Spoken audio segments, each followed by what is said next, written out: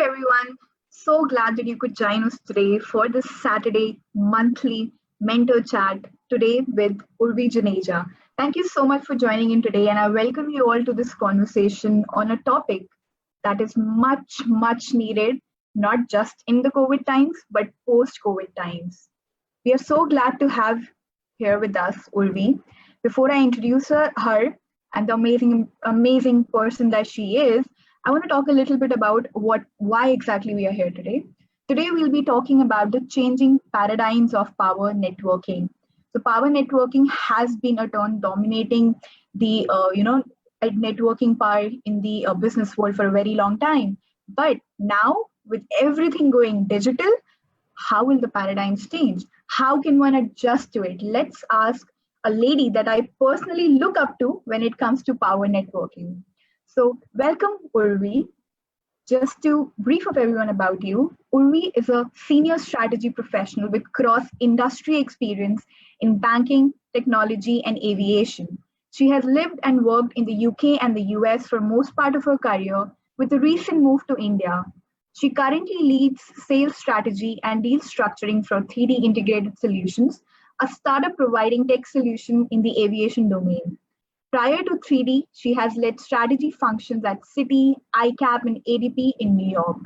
Additionally, Urvi is a chapter leader for Lean in India, helping to empower women to achieve their career ambitions. She's extremely passionate about this cause, and leaning in has become a way of her living for today. As a chapter leader, she has collaborated with Chicago Booth Alum Network to champion the cause of gender equal world and also leads the Lean in Delhi Circle. Urvi is a Chicago Booth graduate and in addition holds a bachelor's degree in engineering and a master's degree in e-commerce. Thank you so much, Urvi, for joining us today. Thank you, Rashmi. Thanks for such a generous introduction. You deserve Glad nothing to be less. part of this. I'm so glad that you could come here. We don't want to waste anyone's time here. So anyone and everyone who's live on the conversation, just drop in your questions. I'll be asking some questions to Urvi myself, but we're open to the questions that might come from you, and I'll be curating them for you. So Urvi, without any delay, let's just get right into the topic. So networking, as I mentioned, has gone digital in most ways. Do you think that this statement of mine is relevant? And particularly from your own personal experiences in this past one quarter? What do you think? So I'll take a step back and I'll start with what exactly is networking? What comes to your mind? If you pictured forced conversations and handshakes with total strangers at a conference or an event, you're not alone. This is what comes to our mind when we think of networking. But building networks, I feel, is more than exchanging business cards or adding another connection to your LinkedIn page. It's how work gets done in our complex and interconnected business environment where establishing and sustaining a diverse array of network partnerships is a key element to our success.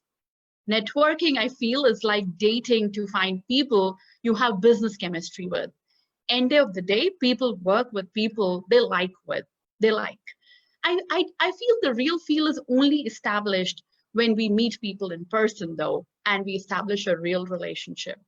And digital networking is simply about taking our networking activity online. So to answer your question, Rashmi, let me do a bit of context setting here. So over the past few years, as we have witnessed the rise of digital media, we have seen our networks growing exponentially. We all understand that digital, mobile, social media have become an indispensable part of our everyday life for people all over the world, and they use it day in, day out. So to bring stats into place, I'm going to use a cheat sheet here. Some of the latest stats tell us that more than 4.5 billion people now use internet, while social media users have passed the 3.8 billion mark. Nearly 60% of the world's population is already online, and the latest trend suggests that more than half of the world's population will be using social media by middle to end of 2020. And more than 5 billion people today use smartphones. That's magical. The digital world is therefore very, very, very magical.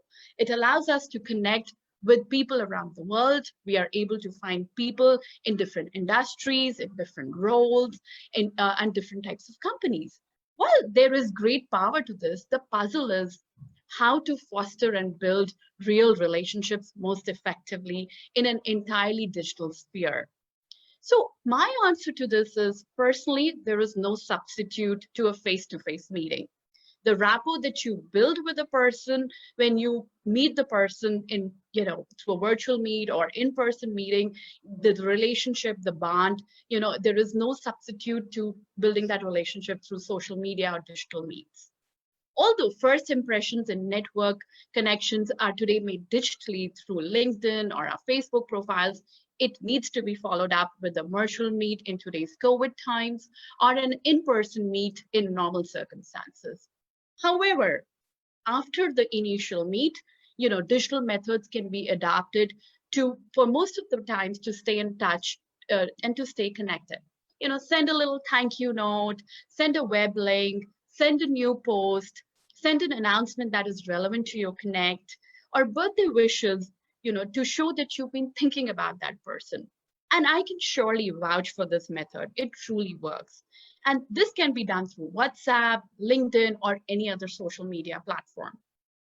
So in a nutshell, I feel it is a combination of online and offline networking that kind of works in the most optimal and effective fashion.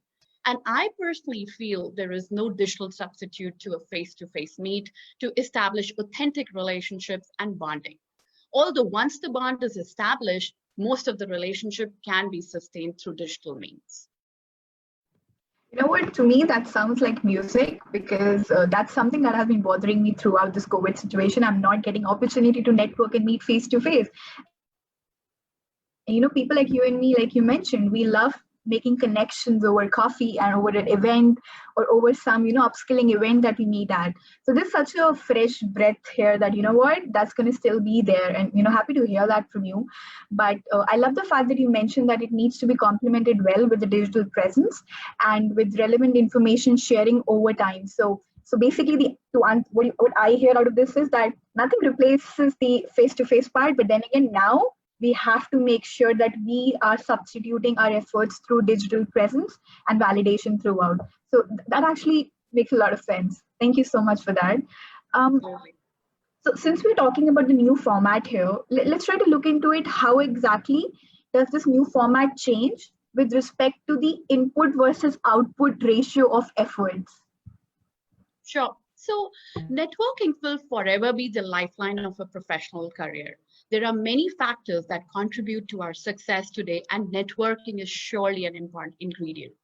Technology today allows anyone to scale their networking efforts more successfully at greater speeds at a much more global scale than ever before. And we all understand this. With the help of tools such as LinkedIn, blogging, videos, Twitter chats, Facebook, and many more.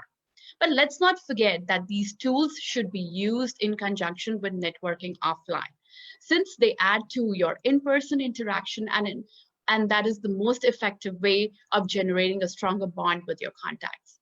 So although technological upgrades may have made the act of building a network and casting your net for potential clients or contacts much more easier than ever before, but business networking in the digital age is still about putting yourself and your services out there, I feel.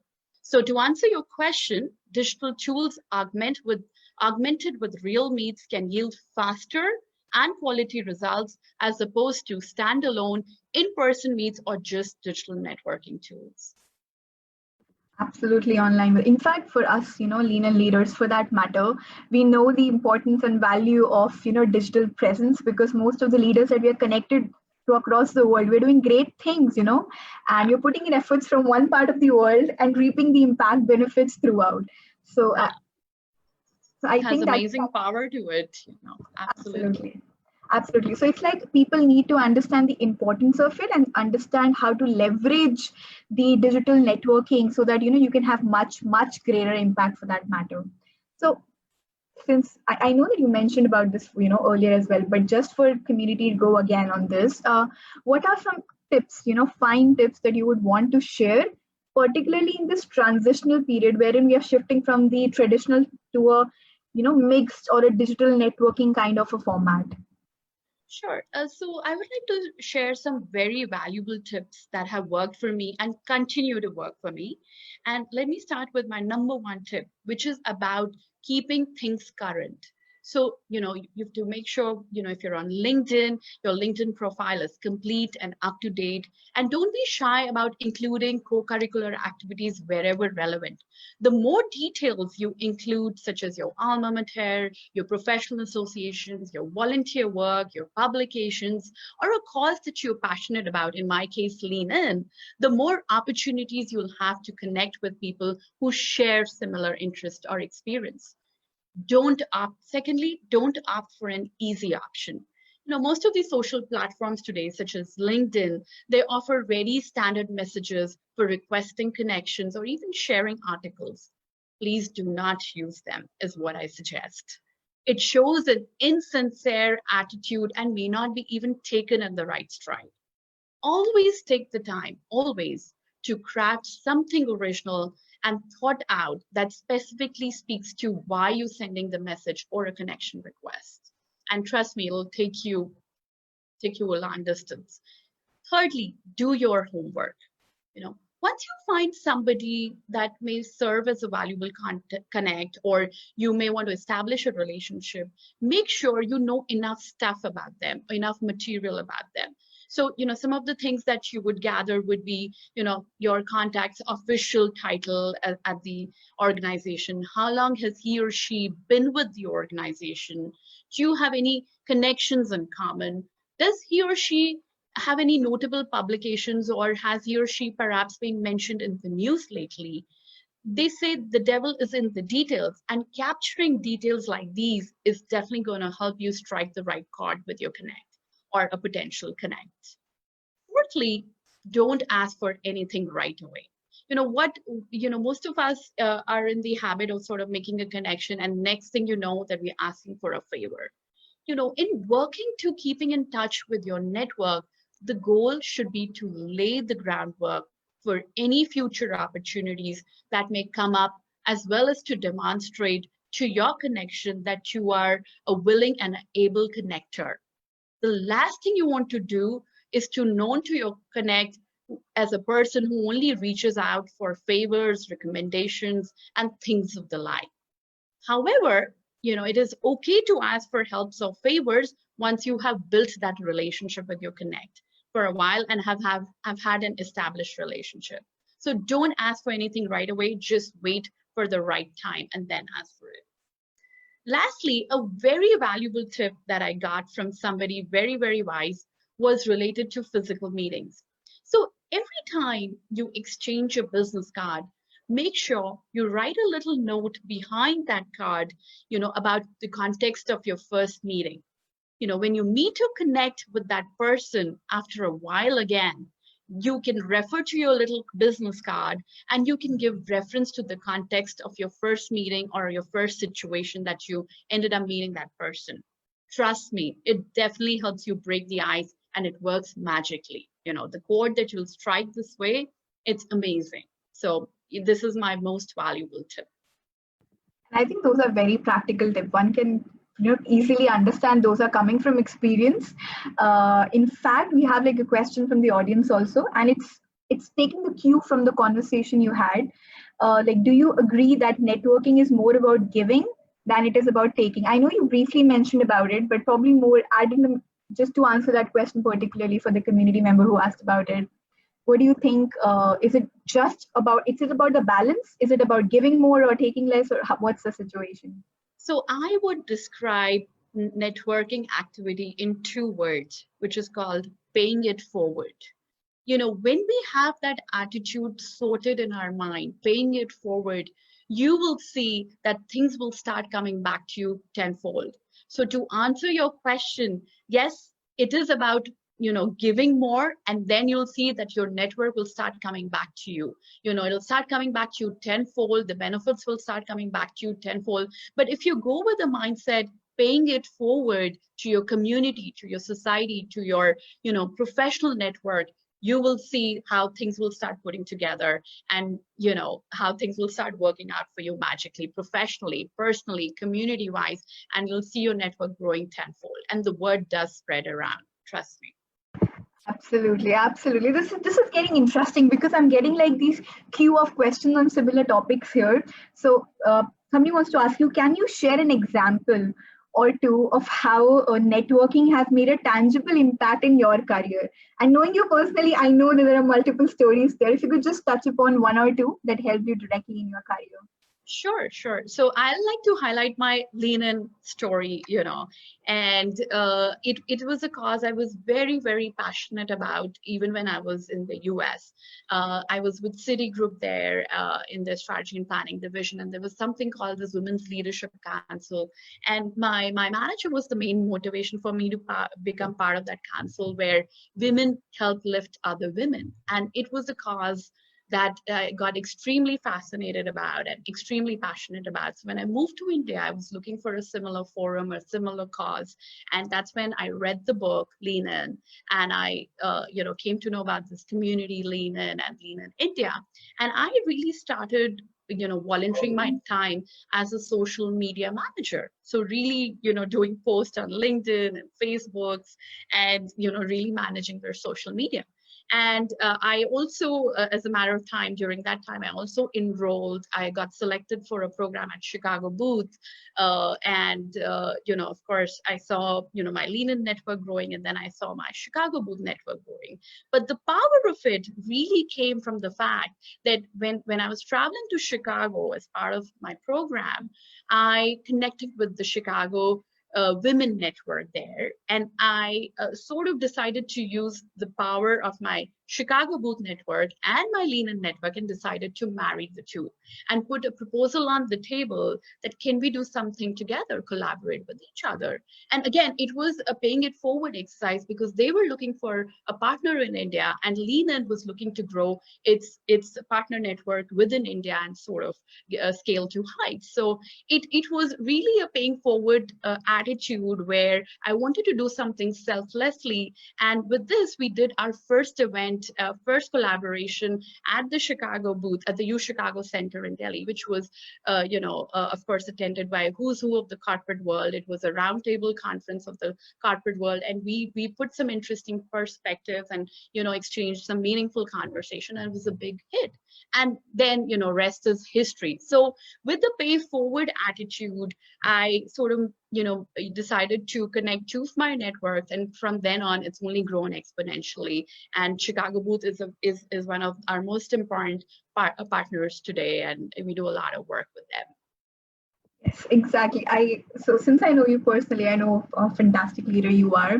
I just was hoping that you tell that particular story because it has so much power, and it brought back so many memories of how organizations can come together and people like you who are willing to put proposal on table. I remember your call to me that day that we got to do this and we have to upscale, and that was the power of networking. And it played well. So I think that's a good example for all the community members listening to this, conversation that, just go in there, lean in, and just use your network to do great things in life. So we have a couple more questions, but we'll take them later. Let's move on to talk more about communities since we are on the topic right now. So talking about how communities and organizations can leverage on this particular timing and opportunity. How do you think that we can go ahead with? Sure. So it is something that is not only applicable to communities and organizations, but it is applicable to every single organization or every single entity that would be in existence, and they can actually leverage the digital platforms. So new digital platforms, collaboration tools, and social media networks make it easier for us than ever to connect with our far-flung global colleagues and community groups, doing for virtual face-to-face meets through tools such as Skype, Microsoft Teams, etc., enable making new connections and sustaining existing ones. This, I feel, is at the heart of leveraging our networks. The digital tools help organizations and communities to not only collaborate, but communicate and connect within and beyond our natural work groups, and also enable knowledge sharing across the organization. So I'd like to highlight two examples here. For example, companies such as Accenture today are heavily leveraging Microsoft Teams for connecting people and teams within and outside of Accenture. It is the team's largest consumer, and almost 500,000 people are on Microsoft Teams from Accenture. You can do conference calls, you can message people, you can host meetings with people within and outside of Accenture, conduct strategic planning sessions, and this in turn leads to better planning and collaboration to nurture your ideas and take projects to closure without really hampering productivity, and which is extremely critical in today's time when work from home and has become a norm and there are blurring lines between home and work. So extremely critical. Secondly, I want to highlight communities such as Lean in India that are heavily leveraging digital technologies such as Google Meet, Teams, etc., to network with people within and outside of their communities. Webinars are being hosted, meetings are being held, planning sessions are being organized with people located in different parts of the world, and that is the power of it. This gives people of communities in a feeling of being global citizens. It indeed makes the world a global village to live in, leading to better collaboration, and most importantly, makes you feel connected with other people, which is becoming critical in today's time when social distancing is actually leading to a feeling of isolation. I, as chapter of Lean in India, have been hosting a number of webinars myself, working with other communities, both nationally and internationally, and in the process, growing my network exponentially. So, that's the power of it. Absolutely. In fact, I mean, I love how you mentioned that out, because it's actually on. There's like a glut of resources available right now everywhere on social media. And since we're talking about social media, I want to talk about the Star in Me here. So the starinme.com is actually helping us become more like a global citizen. You said it's like a global professional. It's kind of helping us groom. So the community has a reach over in 46 countries, and there are no barriers. You can actually reach out to anyone and everyone on the platform, and you can connect with people of your age group. Even there are groups for early career professionals, for senior professionals. You can reach out to them on skill basis. You can reach out to them for a discussion. So anything and everything that interests you, or even adds value to you in your professional life, from anyone in the world, is kind of what the community is leveraging through the starinme.com. And I'm so glad you used that word, global citizens, because that's exactly what we are trying to, use at this particular time. So we are flooded with questions, so I'm not going to waste time speaking more, but moving on, let's talk about, do you think that this new technique or evolved method of networking has more impact on women? Yes or no, or is it like even relevant or not? I mean, just a brief, touch base on that parameter on gender here. Sure. So the digital arena offers a solution to one of the most impeding barriers impeding us women from meeting on a regular basis, which is our time. We women have careers, we have families. In normal circumstances, we are also commuting and have countless other responsibilities that keep our plate full, and we know that. It's hard to take time out to attend many networking events or to do in-person meetings. Tools such as WhatsApp, Facebook, LinkedIn, and Microsoft Teams help us, however, stay connected with people with meeting times and messaging being flexible based on our schedule. So it can help us women to shape profound relationships, and we are able to do so because of the convenience of modern technology, because it helps us to save that commuting time or the time that we would sort of go visit and attend a networking event to make new connections or build our network. So although it may be easy to find people in an online directory, but it can be challenging to make the kind of personal and authentic connection that leads to a thriving community or a relationship. So it will take more work. However, it takes more work to build that kind of authentic and powerful relationship in today's digital space. But it is important we put in that work. And like I said, certainly augmenting it where possible with a face-to-face meet or a virtual meet in today's time will really help you strengthen your relationship and your network.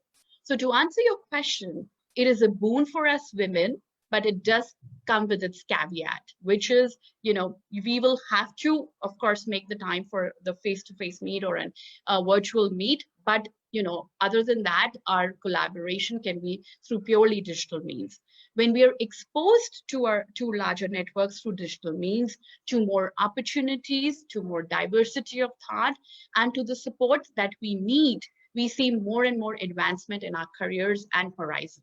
And this is only possible because we can just, message at our own convenience. We can use the tools on our phones that we like at our own times, at our own flexibility, and sort of continue to grow and sustain our network.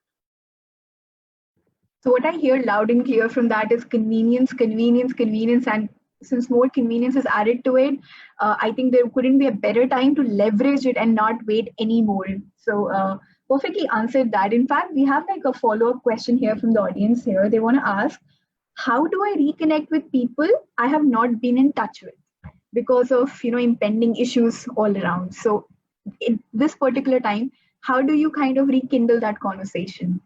Sure. Depending on how you're in touch with that person, it could be just maybe dropping a Facebook message saying, hey, how have you been? I've been seeing your pictures on Facebook. Interesting times. Hope you and family have been keeping safe. So it could be just a casual message, checking on their well-being, or it could be about a note that you saw, or maybe some interesting place they had visited, and saying, hey, I see your love for travel and would love to share some tips with you, or get to pick your brain on an interesting place that you recently traveled to. So it could be, about about things you may have seen on the Facebook Connect. On LinkedIn, it could purely be, just dropping a note to them that, hey, we haven't connected in a while, hope things are well, and I see that you're part of so and so organization. Hope things are going well with you. Let's catch up for a chat whenever you have a moment. So just maybe, just saying a casual hello and checking on the well-being, and then asking to connect further is really the best way to get in touch with a connection that you have not contacted in a long time. Absolutely. While you were saying that, I was just going in my head, going through how many times have I done exactly what she's saying in these 4 months. And I'd say pretty much all of us went through that phase wherein we used this opportunity to get back to the people. I was like, yeah, that's like this most practical tip ever. I picked up a conversation that I saw on Instagram, just dropped her a WhatsApp message about it, and it's been like going smooth ever since. So thank you so much for saying that. On similar lines of reaching out to people, we have a question which is around, what are some great techniques that people should try when they are introverts? So she says, I typically do not seek out people in networking events. I only like to connect with people who I feel give me the aura of authenticity and are welcoming.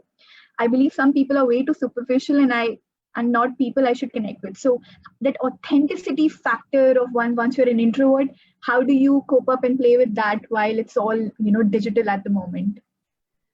Yeah, very interesting, because, when you're connecting with somebody digitally, it all depends whether it's a professional network or, it's part of a community network or a personal network that you're trying to grow. So of course, with personal, you can get a feel from their Facebook profile as to what kind of a person that person would be, and if it gives you the right vibes of, that the person is authentic, or, he or she means something else. So, Facebook, of course, gives you some kind of a feeler here. But unfortunately, on LinkedIn, it is very difficult to gauge that if you're trying to build an authentic relationship here. And, like I said, to build that bond, to build that authentic relationship, you really have to meet the person. In today's time, of course, it means a virtual meet, but that's really the stepping stone of sort of, building that authentic relationship, or creating that bond, or that creating that real feel, whether you want to take it forward. And it doesn't hurt, you can just drop a note or even a LinkedIn message saying, hey, I wanted to connect with you, and, we haven't connected in a long time. If you get a message back, saying, hey, how are you? Long time, no connect, whatever. But it tells you that the person at least made the effort to read your message and respond back to you. So it definitely shows authenticity there. And maybe that's the time you want to connect further and grow that relationship further. But that definitely speaks volumes about that person if that person made the effort to respond back to your LinkedIn message or even a Facebook message or a WhatsApp if you have looked at their profiles and you made a conscious decision to message to explore the fact whether you can build an authentic relationship with that person. Absolutely. So to summarize that, you're saying that don't just judge people on the basis of LinkedIn, because that's not like something that will help you build just an authentic view of them. Secondly, check out them on different platforms. And finally, drop them a message and see if they respond and reciprocate the effort that you are trying to put in the relationship.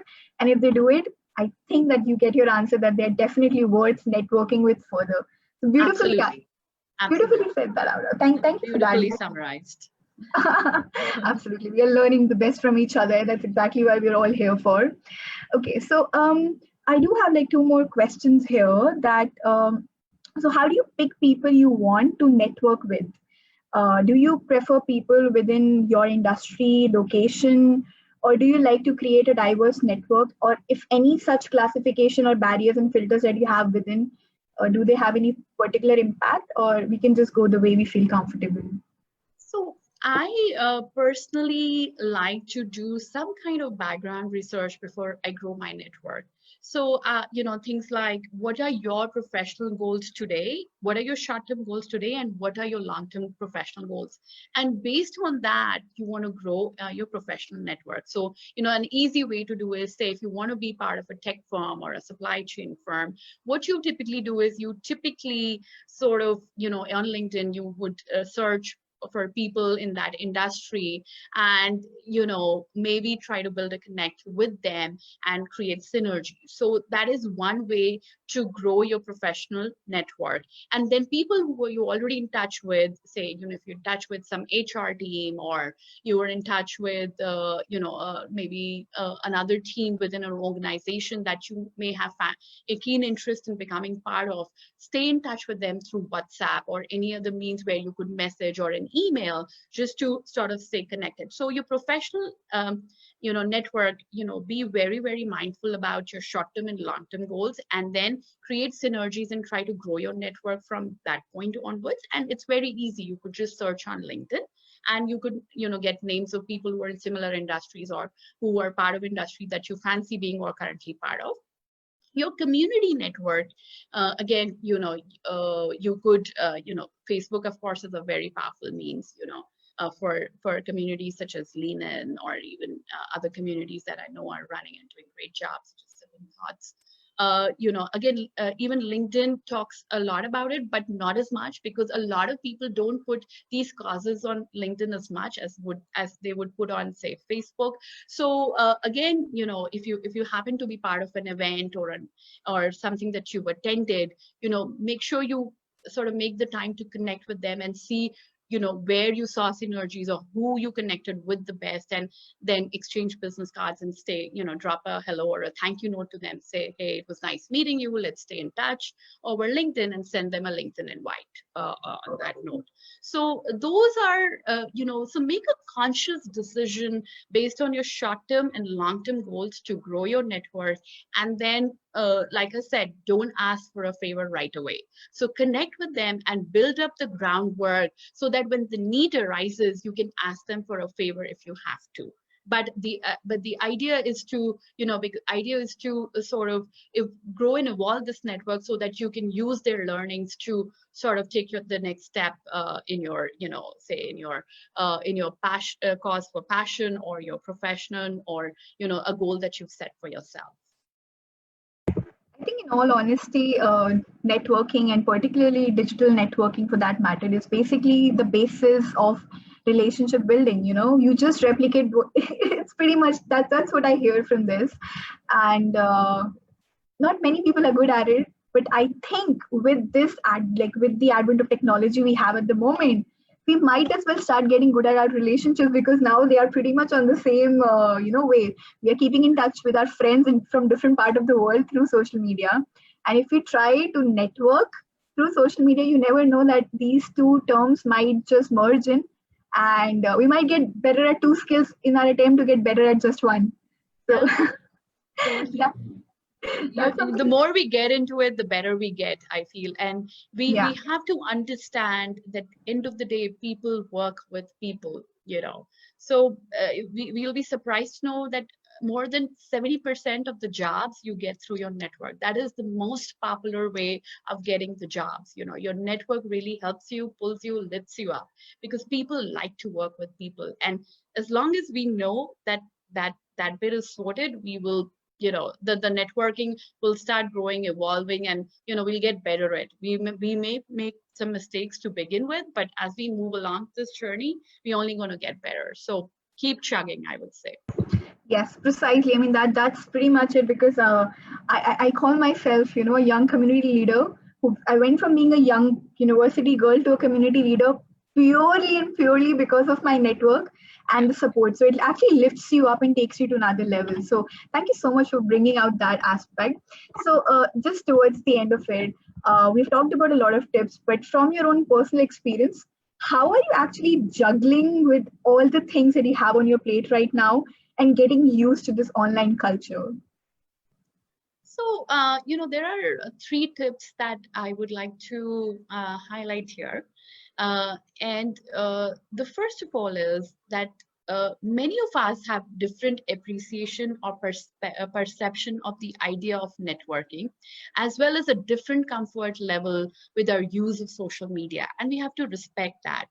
While some of us may be social media advocates, connecting daily with friends and connections across a variety of social media channels such as Facebook, Twitter, LinkedIn, Instagram, WhatsApp, and more, but not everybody feels the same way, and we have to respect that. Some of us may feel a greater level of concern for our privacy, or perhaps less savvy using a smartphone or browsing online. So, the stats say that the average Facebook user may have 155 friends on their network. Some of us may have vastly more, or some might only have a handful. And the most important thing to recognize, regardless of your current experience with social media or digital networking, is that that's a great starting point to get your digital networking in order. So my first and the greatest tip here is to get your digital networking gear in order. That is a smartphone along with relevant applications such as LinkedIn, Facebook, WhatsApp, etc. And there are tons of, as you may be aware. Secondly, understanding the nature and key characteristics of different tools and social channels online is essential to effectively building and developing our online social and professional network. So just as we don't ring someone's doorbell to find out who they are, similarly, we need to understand the protocol and unsaid rules for using different platforms. We need to be able to understand when to use LinkedIn or when to use WhatsApp or when to use Facebook, or maybe just drop an email. So it's very important that we understand that, and that only comes with practice. Like I said, the more you get into it, the better you get at it. Lastly, don't let the technology intimidate you. Just get on with it. Get someone's help to get your networking gear in order and get going with it. Don't be shy. It's okay for each one of us to make mistakes to begin with, but eventually you will get used to it. So really, my final 2 cents is our society is increasingly interacting with online social media and digital channels. And while many of these interactions are also happening in person, those who do not adapt or adopt to digital communication channels are risking themselves to some isolation. Thoughts are found, emotions are shared, events are organized, relationships are built, work is done, all while people are communicating online. And this can be augmented with in-person meets. If we fail to invite ourselves, both men and women, it applies to both of us equally, there is no segregation here. If we fail to invite ourselves to the digital party, we can never expect to be part of every conversation, and this will certainly stall our growth. So let's get used to this new normal for betterment of our careers and our growth. basically it's like you can't live with social media because it's too much clutter and you can't live without it now that it's like the need of the hour. And one needs to just constantly evolve because we are definitely in that survival of the fittest phase of the world evolution. So thank you so much for that. And I think this has been like a fantastic, candid conversation about what needs to be done and why it needs to be done. And I, with the response that I was getting from the members attending it, thank you so much. I mean, this has been like a really nice conversation. And to end the conversation on, this will, I just want to understand if any way people can reach out to you. Because of course, how can people network with Urvi? Which is the best way? Would you like to tell them all about it? Yeah, so LinkedIn, of course, is the best way to reach out to me. Send me a message. Very happy to sort of, connect with you, send messages back, and then we can take that, or like I said, we can take that offline and, we'll take it from there. So LinkedIn is the best way to get in touch with me, and, feel free to reach out to me there. Urvi Juneja is my profile, and very happy to connect with you there. Perfect. That's amazing. So thank you everyone who joined us today. And we'll be having such similar conversations available on the startedme.com as well. Visit the website, network, use the tips that Urvi just gave you on the platform, use them well. And the added benefit that you get there is you don't have to be on other social medias to get access to that platform globally. So just be added. And thank you so much for joining us today. And Urvi, thank you so much for giving out time on a Saturday evening. This has been wonderful. And I look forward to many more conversations that might, come out as the result of this amazing session that we just had. Sure, Rashmi. Thank you for having me. Thanks. Thank you. Thank you so much, everyone. We'll see you soon in our next mentor chat.